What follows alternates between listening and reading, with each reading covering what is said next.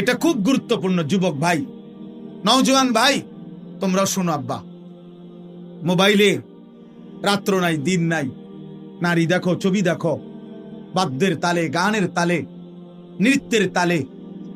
আর এই হারাম আড্ডা, আর বয়স্ক মাঝ বয়সীও যারা চা দোকানে বলেন আর ঘরে বলেন, টেলিভিশনে যারা নায়িকা গায়িকার নাচ দেখেন, গান দেখেন, বাদ্যের তাল দেখেন, বাদ্যযন্ত্রের ঝংকার শুনেন কানে, তো আল্লাহর কসম, আল্লাহ তাআলা বলছে এমন আসর যারাই জমায়, আমি আল্লাহ তাদের জন্য নিকৃষ্ট আযাব রেখেছি, অপমানকর আযাব রেখেছি। তো আল্লাহর নবী সাল্লাল্লাহু আলাইহি সাল্লাম বলেন, শেষ জামানায় লা ইয়াকুনু ফি উম্মতি, শেষ জামানায় আমার উম্মতের উপরে আসবে তিনটা বড় বড় আযাব। কয়টা?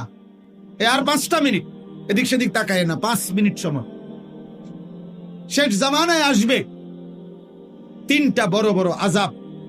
1 নাম্বার, খাসফুন, আমার উম্মতের বহু লোককে জীবন্ত মাটিতে ধসিয়ে ধ্বংস করে দেওয়া।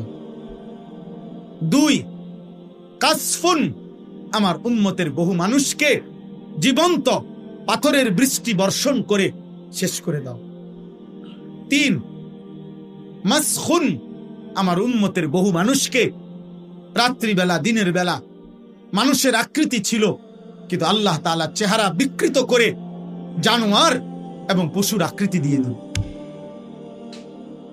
খোদার কসম, এটা হাদিস, বিশুদ্ধ হাদিস। আপনি যদি দেখতে মন চায় হাদিস সনদ, হাদিসের ইবারত, আমার কাছে গেলে আমি লিখে দেব। আল্লাহর নবীকে জিজ্ঞেস করছে, ইয়া রাসূলুল্লাহ, এই তিনটা আযাব কখন আসবে? ভূমি ধসিয়ে দেওয়া হবে, পাথরের বৃষ্টি বর্ষিত হবে, চেহারা বিকৃত করে জানোয়ারের আকৃতি বানিয়ে দেওয়া হবে, কখন? তো নবীজি বলছেন, ইজা যাহারাতিল কাইনাত ওয়াল মাআজিফ, যখন গায়িকা, গানের আসর, বাদ্যযন্ত্র বেড়ে যাবে।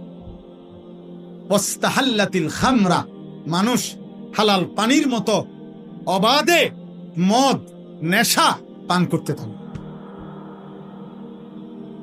আল্লাহ রাসূল বলছেন, তখন হয়তো কাউকে মাটি ধসিয়ে দেওয়া হবে, কারো পাথরের বৃষ্টি বর্ষিত হবে, কারো চেহারা বিকৃত করে জানোয়ারের আকৃতি বানিয়ে দেওয়া হবে। আল্লাহ আমাদেরকে হেফাজত করে, আল্লাহ আমাদেরকে মাফ করেন। অতএব আজকে এতটুকুই খোলাসা কথা, আমার বন্ধু, আমার ভাই। এজন্য আমরা স্পষ্ট এটা বলতে চাই, কেউ যার যা গালি দোক, যে যা মনে কয় বলুক, কারো যাই ভালো লাগে আমরা বলুক, কিন্তু আমরা এই কথা স্পষ্ট বলি যে ধর্মের নামে, ভক্তির নামে, যেই কোনো নামে, যেই কোনো নামে, যেই কোনো নামে, যেখানে একতারা দোতারা, বেহালা সেতারা, বাদ্য বাজে, গান বাজে, এই বাজনা বাজাইয়া গানের তালে তালে সে যার কথাই বলুক, সৃষ্টিকর্তার কথা বলুক, আর অন্য কথা বলুক, আর নায়িকার কথা বলুক, আর নারীর ভালোবাসার কথাই বলুক, সবটাই হারাম, হারাম, হারাম। এটা হারাম, এটাই হারাম। পূর্ববর্তী মনীষীগণ, যেই সমস্ত মনীষীদের জীবনীতে বলা হয় ওনারা ভক্তিমূলক গান শুনতেন, তার সুনির্দিষ্ট ব্যাখ্যা মুহাদ্দিসিনে কেরাম, পূর্ববর্তী বুজুর্গানে দ্বীন, ওলামায়ে কেরাম, তার সুনির্দিষ্ট ব্যাখ্যা কিতাবে আছে, সেটা জেনে নেওয়াই উচিত। এজন্য আজকে আমি কিশোর ভাই, যুবক ভাই, প্রত্যেকের কাছে, আপনারা অনেকেই শুনছেন, সারা দেশের ওলামায়ে কেরাম, ইমানদার, তৌহিদি জনতা, বিবেকবান প্রত্যেকটা মুসলমান একটি ঘটনায় খুব বেশি বেদনাহত হয়েছে।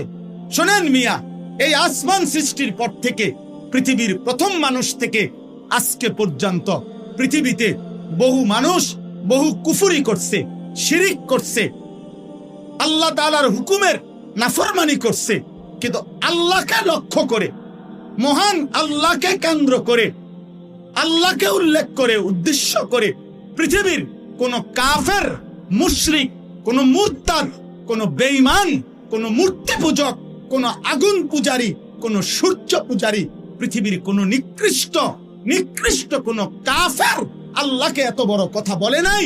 এই মানিকগঞ্জের আবুল সরকার নামে ওই বাউল বেঈমান আল্লাহকে যে পরিমাণ কথা বলেছে, এই বেঈমান সরাসরি বেঈমান, এই বেঈমান প্রকাশ্য বেঈমান। মহান আল্লাহকে লক্ষ্য করে কোন মূর্তি পূজক এত বড় কথা বলে না, কোন মুশরিক এত বড় কথা বলে নাই, কোন বেঈমান এত বড় কথা বলে নাই। আপনাদের আমার বলার মতো ক্ষমতা নাই ওই বেঈমান এটা কি বলছে মুখ দিয়া। আমি এই পর্যন্ত কোন মাহফিলে এটা বলছি কথা, এটা কিন্তু ওই কইছেটা কি এটা আমার মতো বলার মতো জবান নাই। আপনারা শুনেন ওই কি বলছে, ও আল্লাহকে লক্ষ্য করে কি বলছে। হায় হায়, আমার এই 92-95 ভাগ মুসলমানের এই পবিত্র বাংলাদেশে মুসলিম পরিচয় দিয়ে বাউল গানের নামে একজন বেঈমান এত বড় জঘন্য কথা সে পরিষ্কার বলতেছে। আল্লাহর ব্যাপারে এত জঘন্য কথা কল্পনাও করা যায় না। কোরআনের এই পরিমাণ বিকৃত ব্যাখ্যা। আল্লাহ বলছে কোরআনে নাকি বারবার কুল আউযু বিরাব্বিন নাস, মালিকিন নাস, ইলাহিন নাস। আল্লাহ বলছে বারবার শুধু নাস, শুধু নাস, শুধু নাস। আপনি শোনেন মিয়া, আপনি শোনেন। আমি ব্যক্তিগতভাবে সারা দেশ জানে আমি কোন রাজনীতির মানুষ না। আমার এই এলাকার মানুষও জানে আমি আজকে 10 বছর এই এলাকার, আমি কোন রাজনীতির মানুষ না।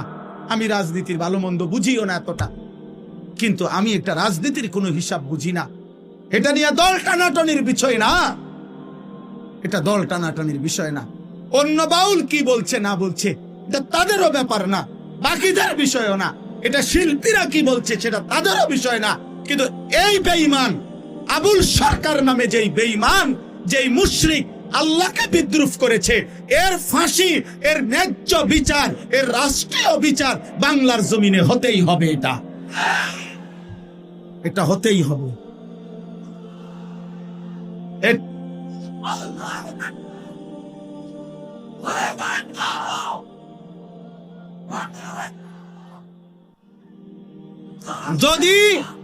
যদি আপনাদের মধ্যে কোনো মুসলমান শুনে থাকেন আর আপনার বিবেক যদি বলে এটা অন্যায় না, এটা অন্যায় নয়, আপনাদের বিবেক যদি বলে, তাহলে আমার বিচার ওই বাজারের মাঝখানে 4 রাস্তার মোড়ে যে বিচার হবে আমি সেই বিচার মেনে নেব। কিন্তু এই কথা সে বলতে পারে না। এই জন্য আমরা বারবার বলি, আল্লাহর নবী বলছেন এমনিতেই স্বাভাবিকভাবে বাদ্য গান এটা এমনিই প্রকাশ্য হারাম।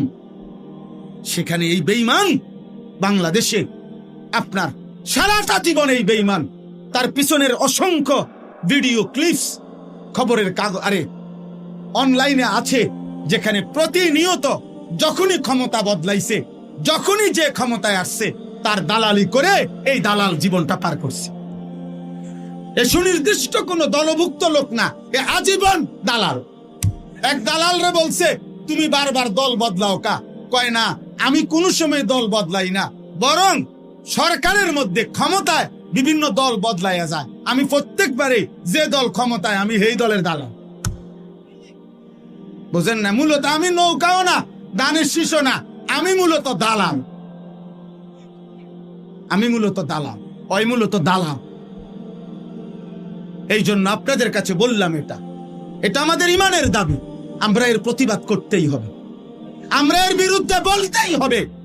এটা যদি কেউ বলে হুজুররা এইভাবে প্রতিবাদ করছে কেন, তো তুমি বলো কিভাবে প্রতিবাদ করতো। আমার আল্লাহকে বিদ্রুপ করিলে মুমিনের কলিজায় লাগবে না, আমার রাসূলকে প্রতিবাদ করিলে মুমিনের কলিজায় লাগবে না, আমার কোরআনকে উপহাস করিলে কুল আউযু বিরাব্বিন নাস হতে এটা আপনাদের বিবেক বলে এটা আল্লাহ নাচতে বলছে, তো ওইটা কি বললো? ও কি বললো? এটা আল্লাহ তাআলা আমাদেরকে মাফ করে দেন। অতএব আমি কিশোর ভাই, যুবক ভাই, আমরা প্রত্যেকের জায়গা থেকে আমরা আজকের এই মাহফিলও এ কথা ঘোষণা করলাম, আমরা এমন নিকৃষ্ট বেঈমানের আমরা সর্বোচ্চ শাস্তি দেশের সর্বোচ্চ প্রশাসনের কাছে জোর দাবি জানালাম।